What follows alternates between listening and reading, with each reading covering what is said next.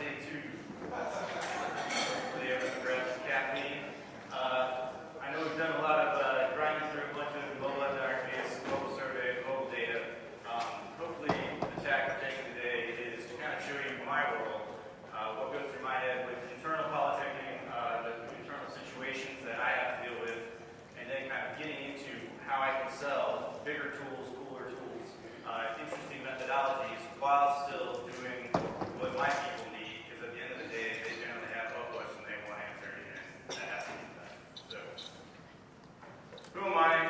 We're in Hilton, not one of mine, but I do have 5,000 hotels in 100 countries, so I know one guy in here with the Holiday Express with us. Kudos to you. Thank you. So we do have a ton of hotels. We tend to be InterContinentals, Indigos, even a really cool hotel that has a health and wellness lifestyle kind of twist. There's one in New York City. I suggest you check it out. But the way our team is kind of set up is I like to consider ourselves more of a modern insights department. So what that means is we have a more consultant style. We are all classically trained researchers. I can write a questionnaire. I can do the heavy analytics. But at the end of the day, we try to be thought leadership partners, sitting beside our guys who really trying to answer big questions of where to put our money. We're very lean. There's only 3 of us. We're also very versatile. So we cover 12 different departments, and that includes about 30 different VPs. So everyone has their own mission. They're not always talking to each other, so we turn to be that bridge. Very agile. This is necessity. Sometimes they come to us with questions that they needed to get answered yesterday. They didn't think to ask us until today. And that means we need quick turnarounds. It means we need to have a point of view pretty much immediately. Otherwise, they'll move on without us. Unfortunately, our budgets are atrocious. And that means we do a lot of do-it-yourself kind of stuff. But I have a large Awards Club member base that we hit constantly. So really our tools are centered around this constant contact and constant communication with travelers in general, but also my Awards Club members. So it helps stretch the buck, but it also gives us constant feedback on any given topic at any given time. 4 core things that I tell our internal clients that we represent. I think of us as the people's champion, right? So we're there to represent the point of view of the consumers. I have my own informed opinion, but at the end of the day, what they want is the one that I can champion. We are guest translators, so when you tell me you've had a problem, that doesn't necessarily translate into marketing language or operation manual language. So you don't know what problem resolution is. You know the sync didn't work. So I have to make sure that they understand sync doesn't work is not acceptable, and if it keeps happening in that particular room, maybe you should check the other 9 rooms around there. You probably have a plumbing problem. The other thing for the consultant style, we are what we call strategic guides. So if you have a generic question or a big question or a small question, I want you to come to me first. We probably already know the answer, or at least to some degree, and then we can build on your special nuance. And the final one, and the one I kind of like the most, is we're kind of their performance enhancing drug. You come to us to reduce your risk, to also increase your likelihood for to succeed. So that's how I sell ourselves internally. We are not a giant marketing company. In fact, we are a giant operations company. We have tons and tons of data. We know a ton about you. We know your stay history. We know how many times you've been to this particular place. I know which brands you've been to. I know how much you're spending on your credit card.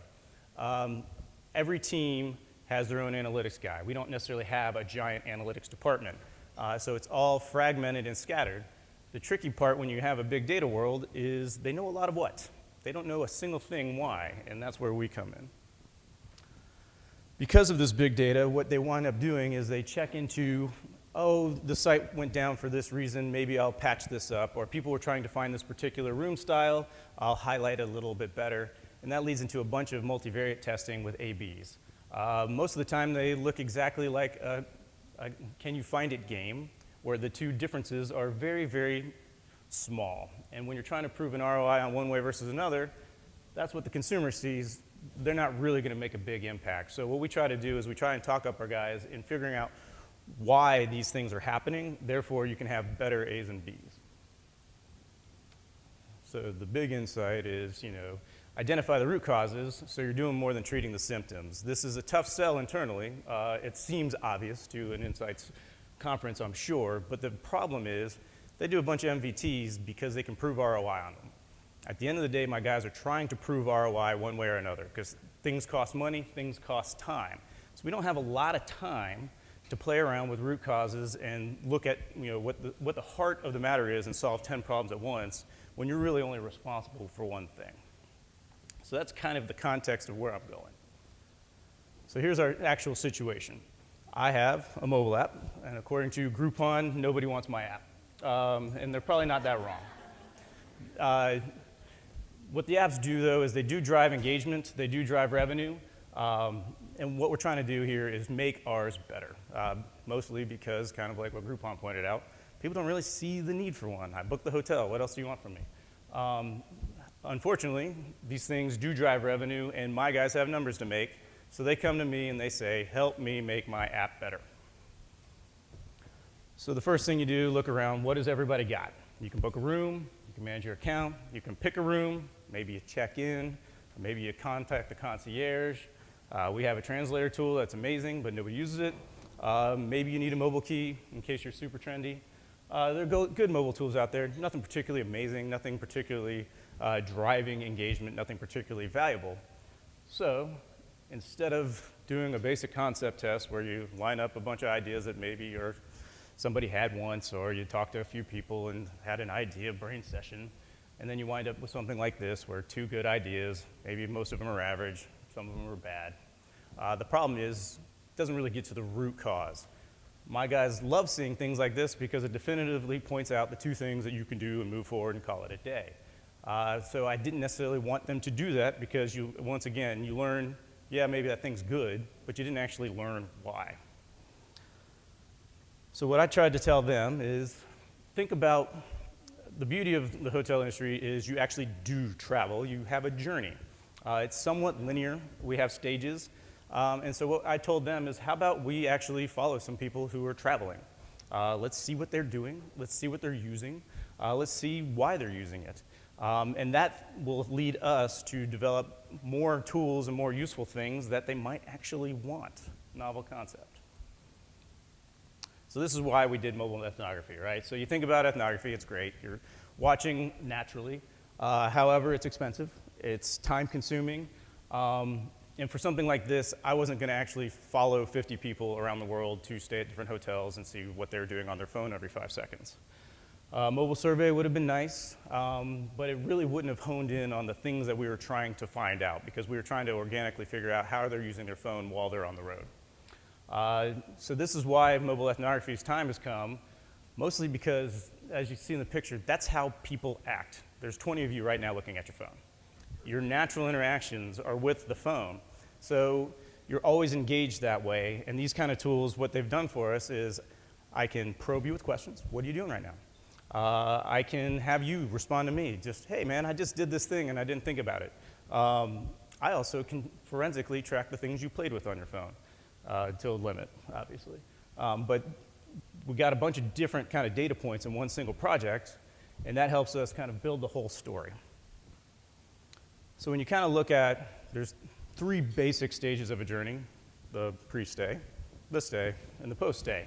So we kind of, okay, you're about to travel. What are the things you're playing with? You're checking in on your airline. You're checking the weather. You might check some traffic or a map for logistic purposes. You might check Yelp for restaurant recommendations. During the stay, similar kind of things: logistics, your entertainment, your food, all these different tools, that aren't necessarily connected. People leave travel, you have some hard details. You know what your flight is. You know where you're staying. You might rely on a car. You might Uber it. But for the most part, people tend to be a little more spontaneous. So it's really difficult to kind of aggregate all these things and put them in a unique spot to be super helpful, mostly because you're doing all the curating yourself. So it leaves a lot of opportunity for something like us, where we could be a travel aid when you check, here's your reservation confirmation. I've got your address here. Avoid 35 because the traffic's bad. Bring your raincoat because it's about to rain. And then with post-stay, they do sharing. They do complaining, hopefully in person as opposed to online. But they also kind of have to get out of the hotel and get back to where they're from. So a very big, dry logistics component on this. And if you think about a lot of these things, they tend to be very practical, and that's not exactly exciting. And that's where you can kind of come in and be a little more engaging and a little personalizing.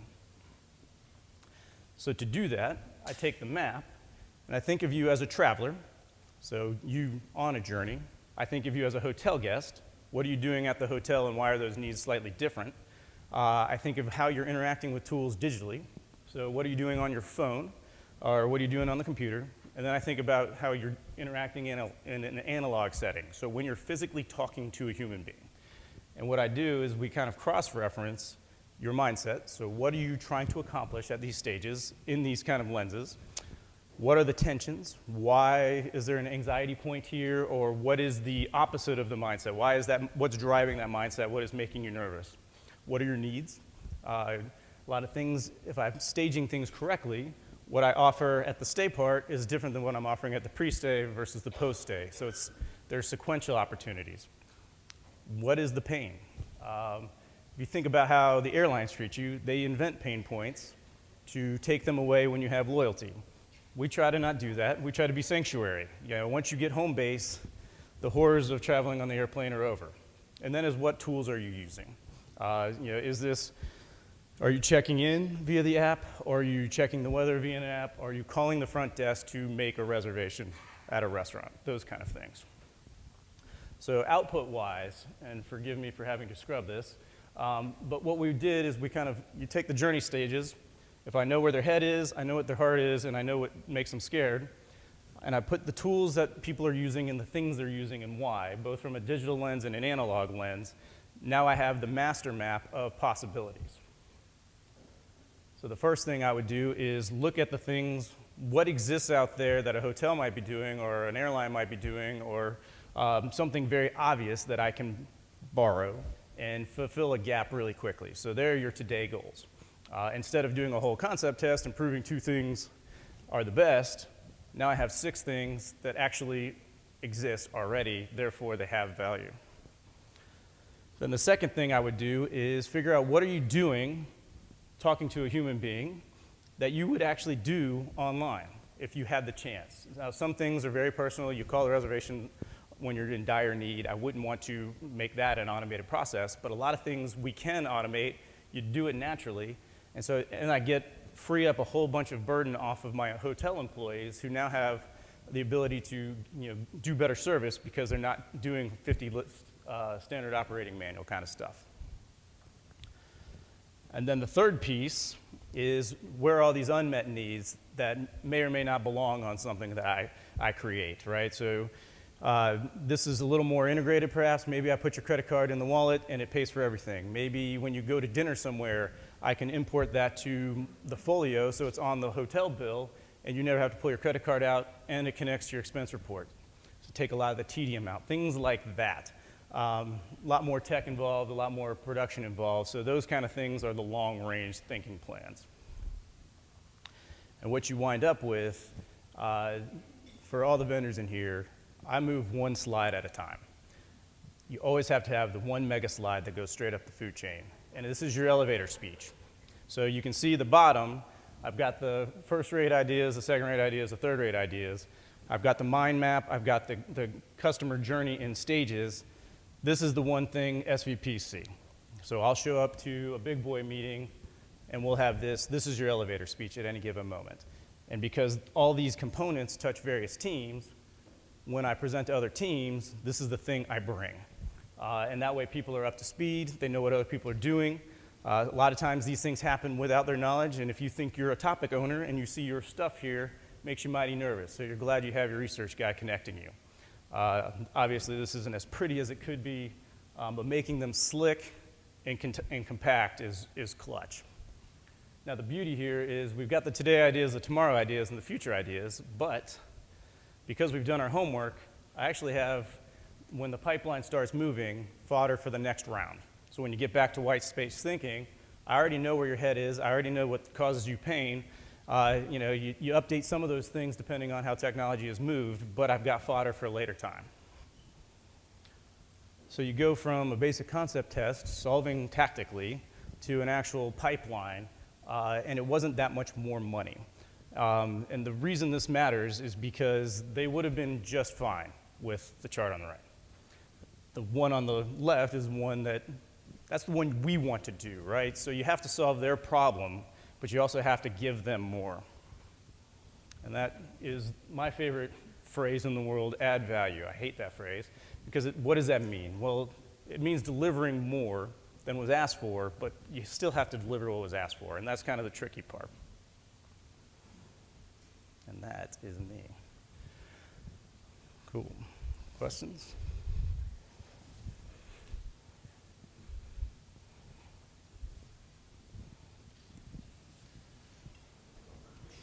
So, any questions for Billy? It's over here. One second.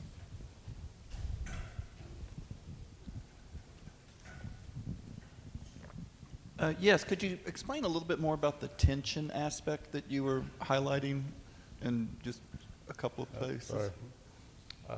Yeah. No, they scared me. Yeah, so when you're traveling, you think about what are you trying to accomplish? So in the pre-stay period, you're trying to be as prepared as possible. You're going to leave your house. You're going to a city you may or may not have been there before. So you do a lot of pre-thinking on getting through what may or may not come up, right? So be it traffic or checking in late or getting delayed at the airport.